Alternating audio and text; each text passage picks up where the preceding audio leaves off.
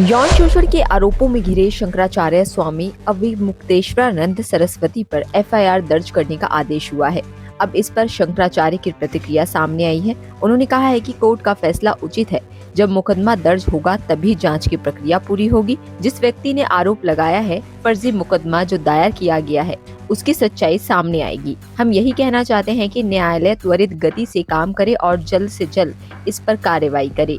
जो फर्जी केस बनाया गया है वह तो फर्जी ही सिद्ध होना है। सनातन के ऊपर आरोप लगा कौन रहा है? जिस व्यक्ति ने आरोप लगाया है वह खुद हिस्ट्री शीटर है।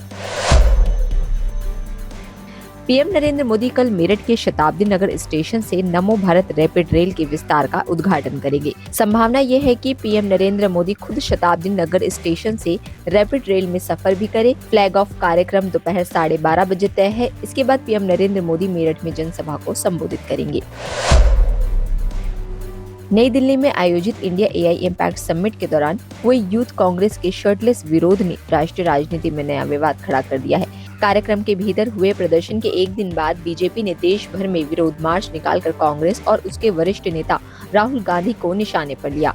शनिवार सुबह जब राहुल गांधी मुंबई पहुंचे तो बीजेपी कार्यकर्ताओं ने उन्हें वहां काले झंडे दिखाए और नारेबाजी की। वहीं नई दिल्ली में भी बीजेपी युवा मोर्चा ने कांग्रेस मुख्यालय के बाहर प्रदर्शन और घेराव किया। एआई इम्पैक्ट समिट में प्रदर्शन करने वाले इंडियन यूथ कांग्रेस के चारों प्रदर्शनकारियों को पटियाला हाउस कोर्ट में 5 दिन की पुलिस कस्टडी में भेज दिया गया है। कोर्ट ने इन चारों आरोपियों की जमानत याचिका खारिज कर दी है। अमित शाह ने पूर्वोत्तर में पहली बार आयोजित 27वीं सीआरपीएफ दिवस परेड को संबोधित करते हुए कहा कि जम्मू कश्मीर में केंद्रीय रिजर्व पुलिस बल ने महत्वपूर्ण भूमिका निभाई है, जहां पत्थरबाजी की घटनाओं की संख्या घटकर 0 हो गई है। इसके अलावा मणिपुर में जातीय हिंसा से निपटने और केवल 3 वर्षों में माओवादियों की कमर तोड़ने के लिए भी सीआरपीएफ को तैनात किया गया है।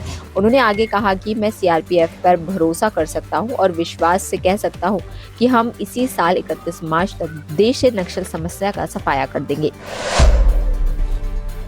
राजस्थान के प्रसिद्ध तीर्थ खाटू श्याम मंदिर में लखी फागुन मेले की शुरुआत हो गई है। इस वर्ष फागुन मेला 21 से 28 फरवरी तक आयोजित होगा।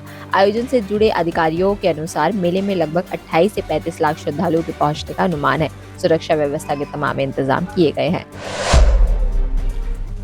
भारतीय टीम के पूर्व बल्लेबाज शिखर धवन ने 40 साल की उम्र में दूसरी शादी कर ली है। वे अपनी आयरिश गर्लफ्रेंड सोफी शाइन के साथ शादी के बंधन में बंध गए हैं। आयरलैंड की रहने वाली सोफी और धवन लंबे वक्त से एक दूसरे को डेट कर रहे थे। शनिवार 21 फरवरी को धवन और सोफी शाइन की शादी की खबर सामने आई। मुंबई वालों के लिए राहत भरी खबर है। लंबे इंतजार के बाद मुंबई की मोनोरेल सेवा एक बार फिर से पटरी पर लौटने जा रही है। अपग्रेडेड ट्रेनों और अत्याधुनिक सिग्नलिंग सिस्टम के साथ यह सेवा पहले से अधिक सुरक्षित, तेज और स्मार्ट होने का दावा कर रही है।